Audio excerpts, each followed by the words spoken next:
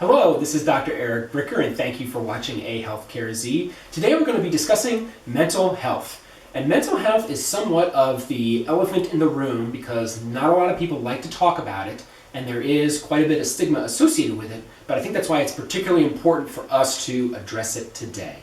And we're going to talk about two of the most frequent mental health diagnoses, and those are depression and anxiety. Okay, so depression is found in about 7% of the adult US population, and it's actually even more prevalent in 18 to 25-year-olds. So about 11% of 18 to 25-year-olds have depression. So for employers that have like a large millennial workforce, just know that you actually probably will have a higher rate of depression in your employee population vis-a-vis an employer that has older employees. Okay.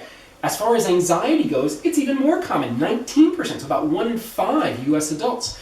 And as you can imagine, there are varying degrees of severity of anxiety, but a full 56% of that 19%, in other words, about 10%, have either moderate or severe anxiety that actually causes them a fair amount of impairment in their lives, in their home lives and in their work lives. Okay? And so that impairment is really one of the reasons I wanted to bring that up today, is that I would see this in my patients where it wasn't just a mood disorder, it wasn't just about their emotions. These people just had a hard time thinking. They had a hard time remembering things. They had a hard time articulating themselves and talking. And, through a combination of antidepressant medication and cognitive behavioral therapy and a variety of things, certainly these are tough diseases to treat, but I certainly would see people to get better. And it was amazing. As they got better, they became more articulate. They were able to use logic and reasoning a lot better because their mental health disease was actually impairing their ability to think.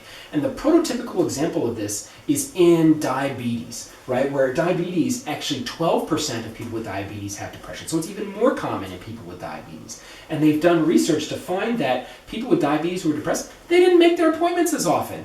They missed a lot of them. They weren't able to adhere to their dietary recommendations, and they weren't able to adhere to their medication regimen, whether with pills and or insulin, as well as those people with diabetes who did not have a mental health problem, right? And as a result of all of this, it caused increased complications. So worsening retinopathy, which is damage to the eye, worsening neuropathy, which is damage to the nerves, worsening nephropathy, which is damage to the kidneys.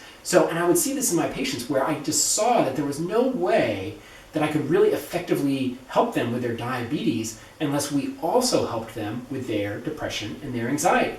Okay?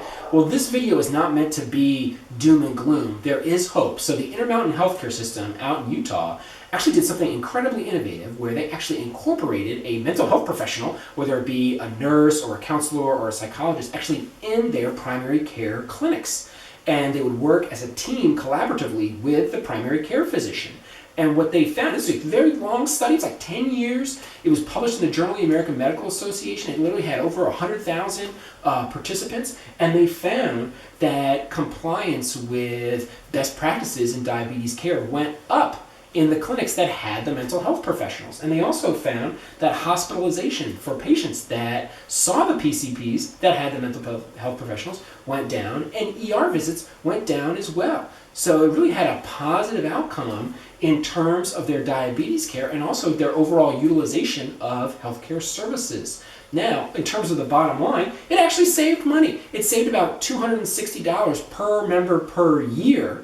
And so if you take your typical plan, that's like, let's say $10,000 per employee per year, where there's typically a ratio of 2 members for every employee. So that's about $5,000 per member per year.